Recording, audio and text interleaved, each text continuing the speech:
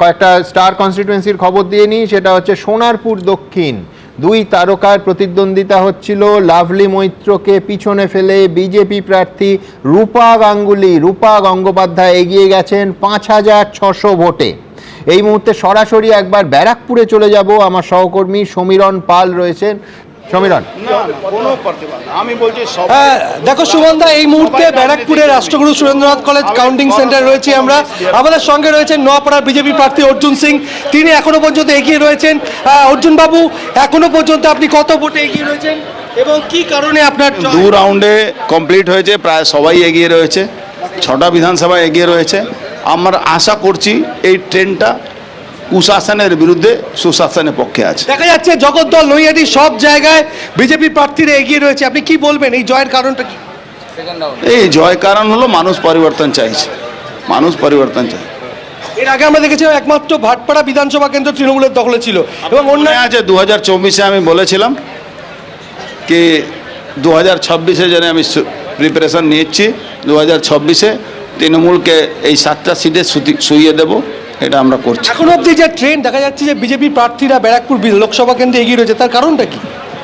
কারণ একটাই আছে, মানুষ সুশাসনের পক্ষে ভোট দিয়েছে, কুশাসনের বিরুদ্ধে দিয়েছে, এটাই ট্রেন্ড আছে। আপনার ব্যবধান কোথায় গিয়ে থামবে বলে? সেটা অ্যাডভান্স হয়ে যাবে, একটু সময় যেতে দিন, 4-5 রাউন্ড যেতে দিন। অন্যান্য বিধানসভাগুলো সব ভালো জায়গা আছে, সবাই ট্রেন্ড ভালো আছে, মোটামুটি 6টা, এদিকে তো 6টাই বানিয়ে দেবো।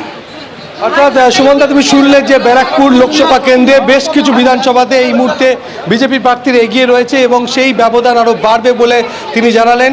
যেহেতু গণনা চলছে এই মুহূর্তে এবং দেখা যাচ্ছে নৈহাটি, জগদ্দল, নোয়াপাড়া, ব্যারাকপুর এই সমস্ত বিধানসভা কেন্দ্র, এমনকি বীজপুরেও বিজেপি প্রার্থীরা এগিয়ে রয়েছেন।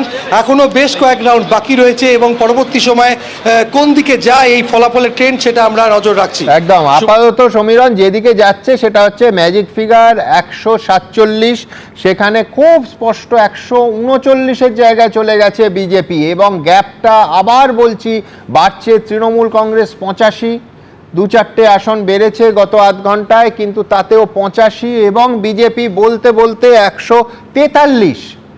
143-এ পৌঁছে গেল। 139 থেকে বিজেপি এবং তৃণমূল কংগ্রেস 85। সুতরাং সরকার গঠন নিয়ে এই এগিয়ে থাকার ট্রেন যদি জয়ে পর্যবসিত হয়, কোনো সন্দেহের অবকাশ থাকার কোনো কিছু দেখছি না। এবং সেই কারণেই প্রধানমন্ত্রী ইতিমধ্যেই ঘোষণা করে দিয়েছেন যে সন্ধে 6:30টায় প্রধানমন্ত্রী নরেন্দ্র মোদী বিজেপির সদর দফতরে যাবেন। এর পরের রুটিনটা বিভিন্ন রাজ্য থেকে আমরা খুব একেবারে পরিষ্কার বুঝতে পেরেছি। সেটা হচ্ছে রাজ্যে কোনো রাজ্যে জয় পেলে সেখানে প্রধানমন্ত্রী অ্যাড্রেস করেন গোটা দেশকে।